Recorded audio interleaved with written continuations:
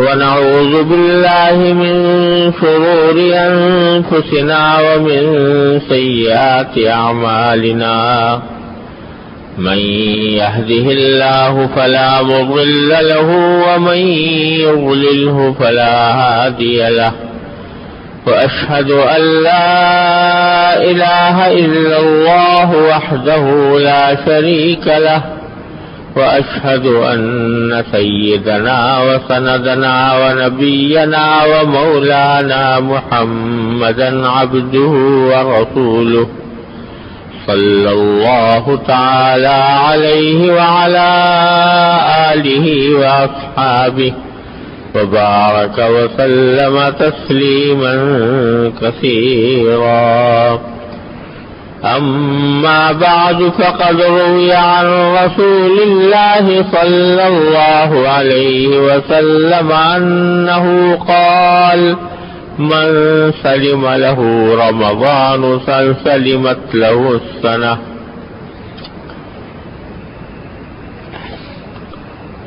بزرگان محترم اور برادران عزیز،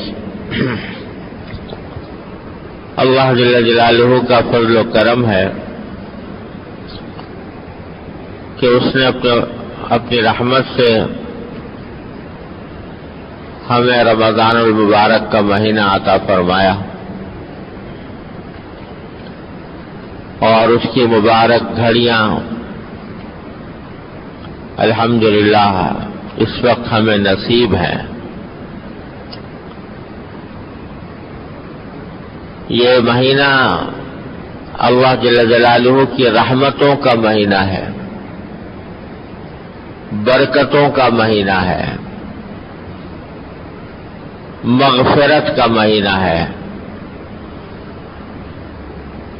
رحمت کا مہینہ ہے اور عذاب جہنم سے رہائی کا پروانہ حاصل ہونے کا مہینہ ہے. شہر رمضان الذی انزل فیہ القرآن ہدی للناس وبینات من الہدی والفرقان. قرآن کریم نے فرمایا یہ وہ مہینہ ہے جسے اللہ تبارک و تعالی نے قرآن کریم کے نازل کرنے کے لیے منتخب فرمایا اور جس میں اللہ تبارک و تعالی کی رحمت کی گھٹائیں اپنے بندوں پر جھوم جھوم کر برستی ہیں. مغفرت کے بہانے تلاش کیے جاتے ہیں. رات کے وقت میں اللہ تعالیٰ کا منادی آواز لگاتا ہے کہ ہے کوئی مغفرت مانگنے والا جس کو میں مغفرت کروں، ہے کوئی رزق مانگنے والا جس کو میں رزق دوں، ہے کوئی مبتلا آزار جس کو میں عافیت عطا کروں. غرض یہ اللہ تعالیٰ کی رحمتوں کا اور اس کی برکتوں کا موسم بہار ہے جو اللہ تعالیٰ نے اس وقت ہمیں عطا فرمایا ہوا ہے. اس کی قدر پہچاننے کی ضرورت ہے. قدر پہچان کر اگر ہم اس کو گزار لیں تو ہماری زندگی کا یہ ایک نقطۂ انقلاب بن سکتا ہے. ابھی جو میں نے حدیث آپ کے سامنے پڑھی اس میں نبی کریم سرور دو عالم صلی اللہ علیہ وسلم کا یہ ارشاد منقول ہے کہ من سلم لہ رمضان سلمت لہ السنہ، یعنی جس کا رمضان سلامتی سے گزر جائے اس کا سارا سال سلامتی سے گزرے گا. یہ ایک طرح سے حضور اقدس صلی اللہ علیہ وسلم نے بشارت دی ہے، خوشخبری دی ہے کہ اگر رمضان کو تم لوگوں نے سلامتی کے ساتھ گزار لیا تو سارا سال انشاءاللہ سلامتی سے گزرے گا. سلامتی سے رمضان کیسے گزارے؟ سلامتی سے گزارنے کا کیا مطلب ہے اس کو تھوڑا سا بیان کرنا چاہتا ہوں. اللہ تعالیٰ مجھے آپ کو اس پر عمل کرنے کی توفیق عطا فرمائے. دیکھیے رمضان کے سلامتی سے گزرنے کا ایک مطلب تو یہ ہے کہ اللہ جل جلالہ نے رمضان میں جو خصوصی عبادتیں مقرر فرمائی ہیں ان کو آدمی ٹھیک ٹھیک انجام دے لے. مثلا روزہ ہے، روزہ اللہ تبارک و تعالی نے فرض کیا ہے رمضان کے اندر، اور یہ رمضان ہی میں فرض ہوتا ہے، رمضان کے علاوہ کبھی فرض نہیں ہے. کوئی نفل رکھنا چاہے رکھ لے، لیکن فرض نہیں ہے. فرض ہے اسی رمضان کے مہینے میں اللہ تعالی نے یہ عبادت رکھی ہے، تو یہ عبادت انجام دے لے جو اللہ تعالیٰ نے اس مہینے کے ساتھ مخصوص فرمائی ہے. اہتمام کے ساتھ انجام دے لے کہ کوئی روزہ چھوٹے نہیں، اور روزے کے آداب کے ساتھ اس کو رکھ لے. اور اس روزے کی عبادت پر اللہ تبارک و تعالیٰ نے یہ بھی فرمایا ہے کہ جو بندہ اخلاص کے ساتھ صحیح طریقے سے روزہ رکھتا ہے تو اس کے لیے فرمایا لعلکم تتقون، اس کے نتیجے میں تمہارے اندر تقوی پیدا ہوگا. رمضان کے روزے کے ذریعے اللہ تعالیٰ فرماتے ہیں تمہارے اندر تقوی پیدا ہوگا. کیسے ہوگا؟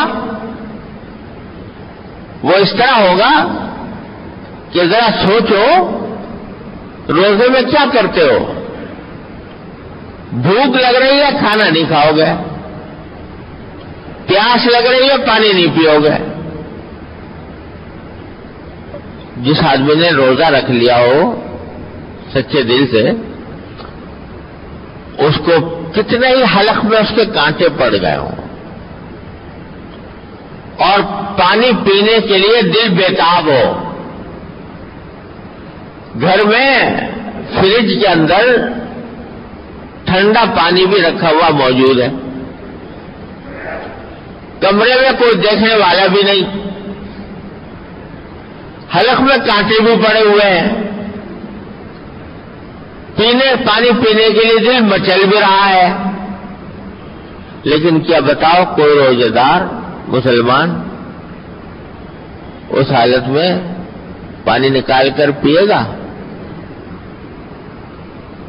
کوئی نہیں پیے گا. بلکہ اگر یہ کہوں تو مبالغہ نہیں ہوگا کہ کوئی شخص اس کو یہ پیشکش کر دے کہ تم مجھ سے 1,00,000 روپے لے لو اور یہ 1 گلاس پانی پی لو، تو غالب گمان یہ ہے الحمدللہ کیسے ہی گیا گزرا مسلمان ہو، لیکن وہ 1,00,000 پر ٹھوکر مار دے گا اور پانی نہیں پیے گا. یہ روزہ رکھا ہوا ہے میں نے اللہ کے لیے، میں توڑوں گا نہیں، یہ سوچے گا.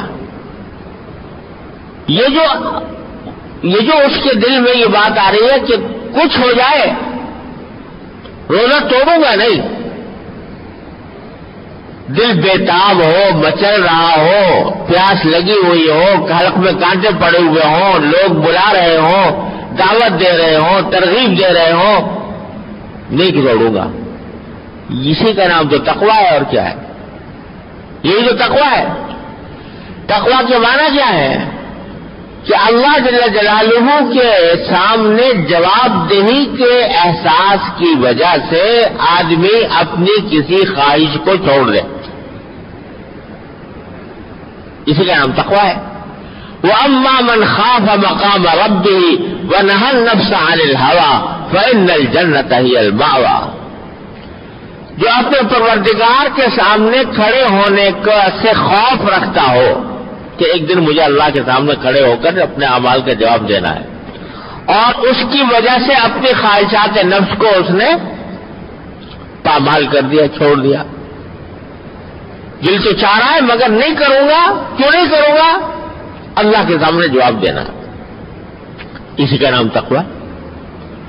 تو یہ جو رمضان میں روزے رکھوائے جا رہے ہیں تو اس روزے ہر روزہ سراپا تقویٰ ہے. لعلکم تتقون، اسی لیے فرمایا روزے ہم نے تم پر اس لیے فرض کیے تاکہ تمہارے اندر تقوی پیدا ہو۔ تو یہ روزہ ایک جو روزے کی عبادت ہے رمضان میں خاص طور پر، دوسرے تراویح ہے، وہ فرض تو نہیں، روزے کی طرح فرض تو نہیں، اللہ تعالی نے ہم پر آسانی کی ہے، واجب بھی نہیں بنایا، فرض بھی نہیں بنایا۔ اور حدیث میں آتا ہے کہ نبی کریم سرور عالم صلی اللہ علیہ وسلم نے جب تراویح پڑھنی شروع کی نا تو کسی کی ساتھ جماعت نہیں کی، پڑھنی شروع کر دی۔ مسجد نبوی میں آپ اعتکاف فرمایا کرتے تھے، اور اعتکاف میں ایک چٹائی جو ہوتی ہے، چٹائی کا سا ایک حجرہ بنا دیا جاتا تھا مسجد نبوی کے اندر، اس میں آپ اعتکاف فرماتے تھے۔ حجرہ کیا ہوتا تھا؟ چٹائی ایسے کھڑی کر کے نا، جیسے چار دیواری بنا دیتے ہیں اس طریقے سے چار دیواری بنا دی۔ اب وہاں آپ اس چٹائی کے حجرے میں کھڑے ہو کر آپ نے تراویح کی نماز تنہا پڑھنی شروع کی، تنہا اکیلے۔ صحابہ کرام نے دیکھا کہ رسول کریم صلی اللہ علیہ وسلم نماز پڑھ رہے ہیں تراویح کی، قیام رمضان اس کو کہا جاتا تھا، تو صحابہ بھی پیچھے نیت کر کے کھڑے ہو گئے۔ پہلے دن تھوڑے تھوڑے لوگ تھے، دوسرے دن جب لوگوں کو پتہ چلا کہ حضور اقدس صلی اللہ علیہ وسلم اس طرح نماز پڑھ رہے ہیں اور صحابہ پیچھے نماز پڑھ رہے ہیں، تو ایک بڑی جماعت آ گئی، انہوں نے نیت باندھ لی حضور کے پیچھے تراویح کی، اچھی بڑی جماعت ہو گئی۔ تیسرے رات جب آئی تو پوری مسجد بھر گئی اور سب حضور اقدس صلی اللہ علیہ وسلم کے پیچھے نماز پڑھنے کے شوق میں سب جمع ہو گئے، لمبی نماز ہوئی تراویح کی۔ تو جب 3 دن گزر گئے اس طرح بڑی لمبی چوڑی جماعتیں ہونے لگیں، تو حضور اقدس صلی اللہ علیہ وسلم کھڑے ہوئے ایک دن اور صحابہ کرام سے فرمایا کہ اللہ تعالیٰ کو تمہاری یہ نماز اتنی پسند آئی ہے، یہ جو تم نے نماز پڑھی ہے نا جماعت کے ساتھ، یہ تمہیں اللہ تعالیٰ کی بہت پسند آئی ہے، اور چونکہ پسند آئی ہے تو مجھے ڈر ہے کہ تمہارے ذمے فرض نہ ہو جائے، اور اگر اللہ تعالیٰ نے فرض کر دی اور تم لوگ بے ہمتی کی وجہ سے اس فریضے کو بجا نہ لائے تو گناہ ہوگا بہت سخت، اس لیے کل سے میں تمہیں جماعت سے نماز نہیں پڑھاؤں گا۔ 3 دن پڑھائی، اس کے بعد فرمایا اپنے طور پر پڑھ لو، گھروں میں پڑھ لو۔ چنانچہ صحابہ کرام اسی طریقے سے گھر میں پڑھتے، کوئی گھر میں پڑھ رہا ہے، کوئی 2-4 آدمی مل کے انہوں نے پڑھ لی، تو کوئی 10 آدمیوں نے مل کے پڑھ لی، اس طرح پڑھتے تھے۔ حضرت فاروق اعظم رضی اللہ عنہ کا جب زمانہ آیا تو انہوں نے دیکھا مسجد نبوی میں ٹولیوں کی شکل میں لوگ تراویح پڑھ رہے ہیں، کوئی 2-4 آدمی ہیں، کوئی 10 آدمی ہے، کوئی 20 آدمی ہے، ہر ایک امام کے پیچھے تراویح پڑھ رہا ہے، کئی جماعتیں ہو رہی۔ تو حضور نے فرمایا، حضرت فاروق اعظم نے فرمایا کہ اب وہ قصہ تو ختم ہو گیا نا کہ بھائی زیادہ اگر کریں گے لمبے واجب نہ کر دیں، فرض نہ کر دیں، اب تو وہی کا سلسلہ بند ہے۔ اور حضور کو پسند آئی تھی بہت یہ جماعت، تو آپ نے حضرت نے فرمایا کہ میں اب ایسا کرتا ہوں کہ سارے لوگوں کو ایک ہی امام کے پیچھے تراویح کرا دیتا ہوں۔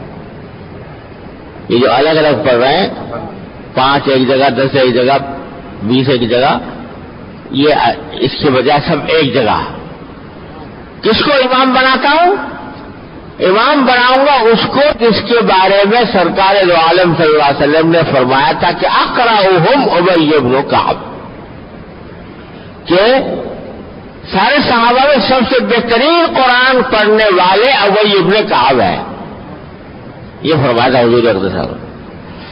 ہر صحابی کی الگ شان ہے نا, کسی کے اندر کوئی صفت ہے, کسی میں کوئی صفت ہے, کسی میں کوئی صفت ہے.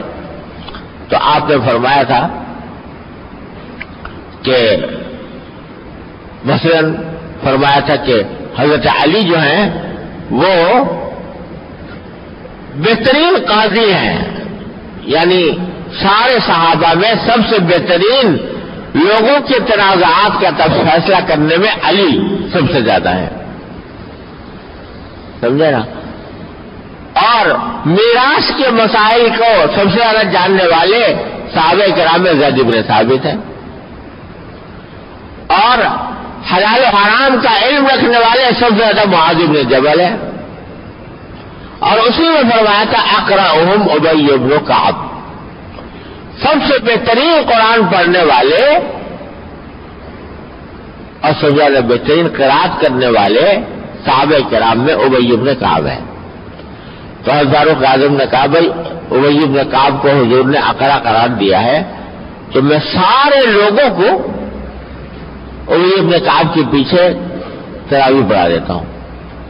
چنانچہ حضرت ابی بن کعب کھڑے ہوئے, ان کو امام بنایا اور سارے صحابہ کرام نے ان کے پیچھے تراویح پڑھنی شروع کی اور قرآن اس طرح ختم کیا ہے. تو ایک جب اگلے دن جب یہ حضرت ابی بن کعب کے کو امام بنا دیا تراویح کا, تو فاروق اعظم اگلے دن آئے, دیکھا سارے پہلی ٹولیاں پڑھ رہی تھی وہ سب اکٹھی کر دی اور ایک ہی جماعت کر دی حضرت ابی بن کعب کے پیچھے. تو جب فاروق اعظم نے یہ منظر دیکھا کہ سارے مسلمان اتنی بڑی جماعت ابی بن کعب کے پیچھے جماعت سے نماز تراویح کی پڑھ رہی ہے, تو فرمایا کہ بھائی یہ تو بڑی اچھی سی بات پیدا ہوئی ہے, نعمت البدعۃ ھذہ.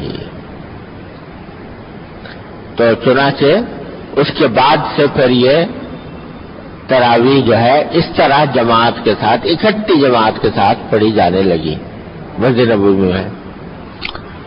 تو جس طرح حضور اقدس صلی اللہ علیہ وسلم نے اپنی سنت کے بارے میں فرمایا کہ میری سنت کی اتباع کرو, ایسے ہی فرمایا میرے بعد جو خلفائے راشدین آنے والے ہیں ان کی سنت کی بھی اتباع کرو.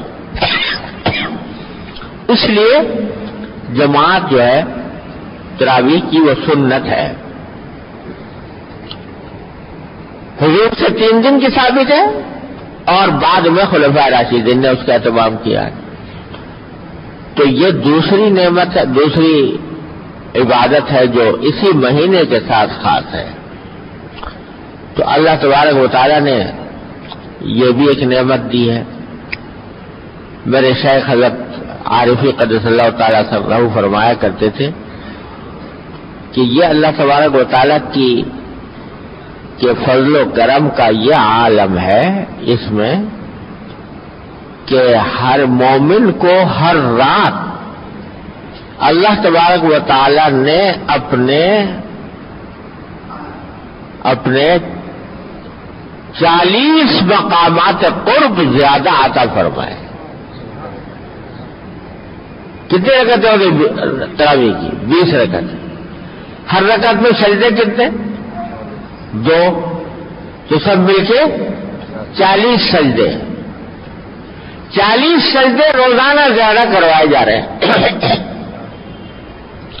اور یہ سجدہ وہ چیز ہے کہ جس کے بارے میں فرمایا گیا کہ بندہ اپنے پروردگار سے کسی وقت اتنا زیادہ قریب نہیں ہوتا جتنا سجدے کی حالت میں ہوتا. سجدہ جو ہے نا یہ اللہ جل جلالہ کے قرب کا سب سے اعلیٰ مقام سجدہ ہے. اسی لیے قرآن نے فرمایا سورہ اقرا کی جو آخری آیت ہے نا, آیت سجدہ ہے, مگر بڑی 2 جملوں میں کیا خوبصورت بات فرمائی اللہ تعالیٰ نے. فرمایا سجدہ کرو اور میرے پاس آ جاؤ. یہ لفظ ہے, سجدہ کرو اور میرے پاس آ جاؤ. کیا جملہ فرما دیا؟ سجدہ کرو میرے پاس آ جاؤ. کیا مانا کہ جب تم سجدہ کرتے ہو پیشانی زمین پر میرے سامنے ٹیکتے ہو اس وقت تم مجھ سے سب سے زیادہ قریب ہوتے ہو. یوں تو اللہ تعالیٰ ہر وقت قریب ہے نا. قرآن فرماتا ہے وَنَحْنُ أَقْرَبُ إِلَيْهِ مِنْ حَبْلِ الْوَرِيدِ، ہم بندے کے رگ جان سے بھی زیادہ قریب ہیں. یہ تمہاری جو رگ جان ہے نا جس سے تمہارا خون سپلائی ہو رہا ہے اور جس کے بدولت تمہاری زندگی قائم ہے بظاہر، وہ جتنے قریب ہے ہم اس سے بھی زیادہ قریب ہے تمہارے. اللہ تعالیٰ تو اتنے قریب ہے لیکن بندہ دور ہے. بندہ دور ہے. وہ تو اتنے قریب ہے لیکن بندہ جو ہے وہ اس کا دماغ کہیں لگا ہوا ہے، دل کہیں لگا ہوا ہے، خواہشات کہیں اور جا رہی ہیں، جذبات کہیں اور جا رہے ہیں. تو اس کو اللہ تعالیٰ کے قرب کا احساس بھی نہیں، شعور بھی نہیں. تو نتیجہ یہ کہ باری تعالیٰ کے قریب ہونے کے باوجود، رگ جان سے زیادہ قریب ہونے کے باوجود بندہ غافل ہے، اللہ تعالیٰ سے دور ہے.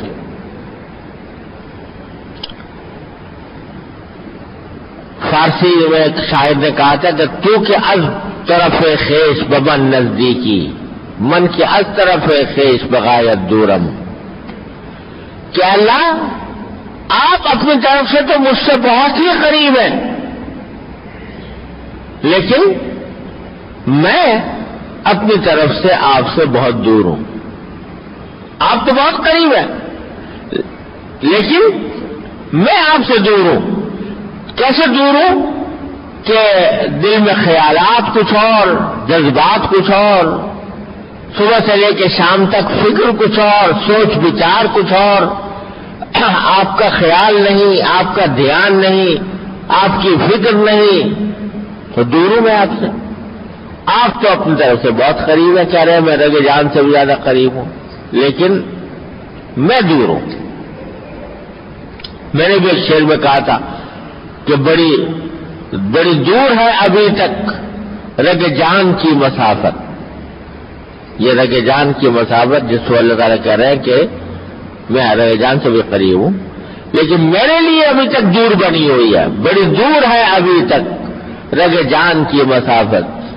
جو دیا ہے قرب تو نے تو شعور بھی عطا کر.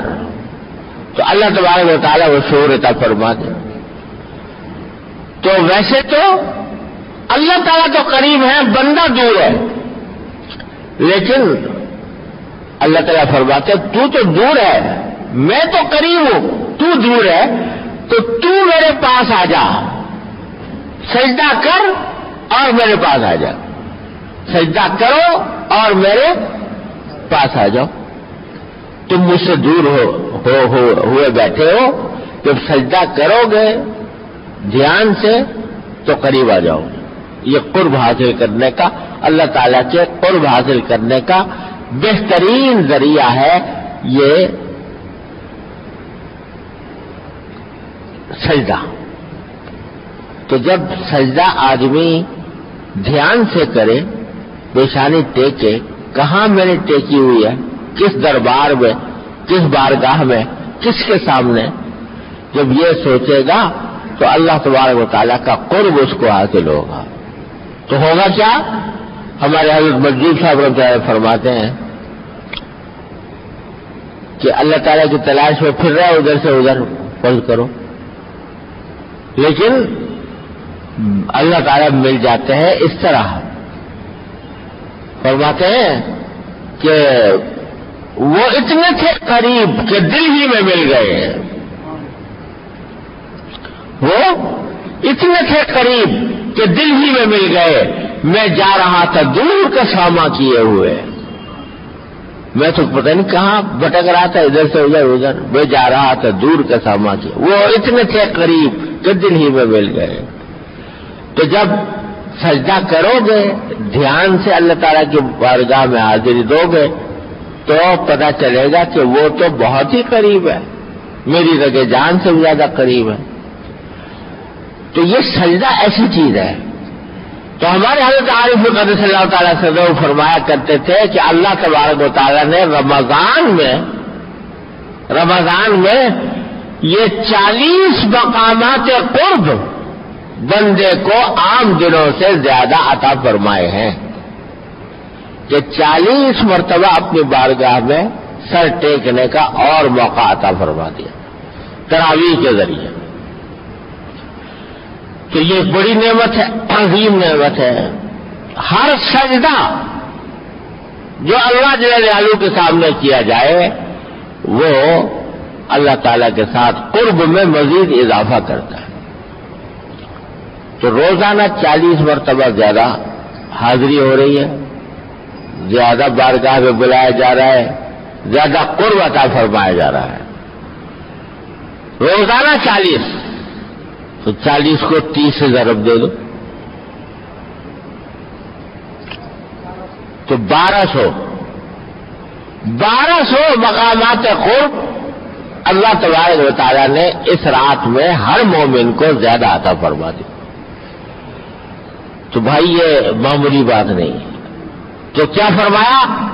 ان اللہ افترض علیکم صیامہ وسننت لکم قیامہ، او کما قال صلی اللہ علیہ وسلم۔ حضور فرماتے ہیں اللہ نے تو روزے فرض کیے تمہارے ذمہ دن کے وقت، میں نے تمہارے لیے رات کے وقت میں قیام یعنی تراویح یہ میں نے تمہارے لیے سنت بنا دی ہے۔ تو یہ دو چیزیں ایسی ہیں جو اس مہینے کے ساتھ خاص ہیں۔ عام دنوں میں اگر چاہو نفلوں کی جماعت جائز نہیں ہے، مکروہ ہے تحریمی، اس میں جائز ہے، یہ شعار ہے اسلام کا۔ تو اللہ تعالیٰ نے یہ نعمت اس کی تو پابندی کر لو۔ تو یہ حدیث ابھی میں نے سنائی کہ جس کا رمضان سلامتی سے گزرے اس کا پورا سال سلامتی سے گزرے گا۔ تو سلامتی سے گزرنے کا پہلا مطلب تو یہ ہے کہ جو اس رمضان کی مخصوص عبادتیں ہیں ان کو ٹھیک ٹھیک انجام دے دیں۔ اور دوسرا مطلب اور بھی ہے، آج پتہ نہیں چلا وقت گزر گیا، تو اللہ تعالیٰ نے زندگی عطا فرمائی اپنی رحمت سے، تو اگلے جمعہ میں انشاءاللہ تعالیٰ اس کی تفصیل کچھ عرض کروں گا۔ اللہ تبارک و تعالیٰ اپنی رحمت سے، اپنے فضل و کرم سے ہمیں رمضان کی ساعتوں سے صحیح فائدہ اٹھانے کی توفیق عطا فرمائے۔ بس یہ دعا تو کرتے ہی نہیں جانا چاہیے ہر وقت، یا اللہ آپ نے رمضان عطا فرمایا، اپنے فضل و کرم سے عطا فرمایا، تو ہمیں اس سے صحیح فائدہ اٹھانے کی توفیق عطا فرما دے، اور اللہ ہمارا یہ رمضان سلامتی کے ساتھ گزار دے، سلامتی کے ساتھ گزار۔ یہ تو دعا مانگتے ہی رہو، چلتے پھرتے اٹھتے بیٹھتے، تلاوت زیادہ کرو، تسبیحات، اللہ کا ذکر جو زبان پر آ جائے، فضولیات سے اجتناب، فضول کاموں سے، ایسے کام جن کے اندر نہ دنیا کا فائدہ نہ دین کا فائدہ، ان سے اجتناب، گناہوں سے بچنے کی فکر، آنکھوں کی حفاظت، غلط جگہ پہ نہ پڑے، کانوں کی حفاظت، اور یہ جو سب سے بڑا ایک ہمارے ہاں انسان کے لیے، مسلمان کے لیے بہت بڑا فتنہ پیدا ہو گیا ہے نا ہمارے دور میں، وہ ہے ٹی وی۔ اس کے نتیجے میں ٹی وی جب گھر میں ہوتا ہے تو آدمی نہ بھی چاہے تو اس کی نگاہ خراب ہوتی ہے، اس کا دل خراب ہوتا ہے، اس کے کان خراب ہوتے ہیں کہ نہیں ہوتے؟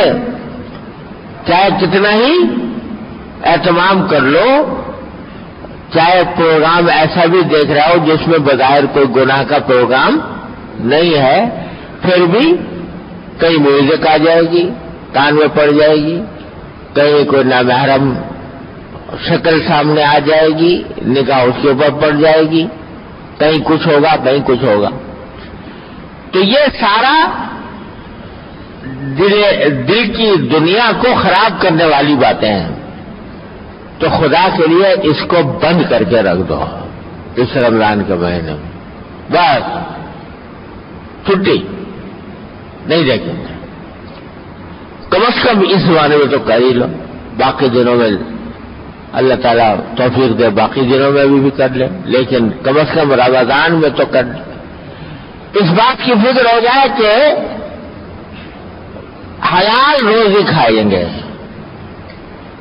حرام کا کوئی لقمہ ہمارے منہ میں نہیں جائے گا. اس کا اہتمام کرو. کسی کی اگر فرض کرو آمدنی حرام کی اعوذ باللہ یا اللہ معاف فرما دی، تو اس زمانے میں اور کچھ نہیں، قرض لے لے، قرض کے ذریعے اپنا کھانے پینے کا انتظام کر لے. اس طرح سے رمضان کو سلامتی سے گزارنے کی کوشش کر لے تو اللہ تعالیٰ سارا سال بھی سلامتی سے گزاریں گے انشاءاللہ. اللہ تعالیٰ مجھے بھی آپ کو بھی اس کی توفیق عطا فرمائے. وآخر دعوانا الحمدللہ رب العالمین.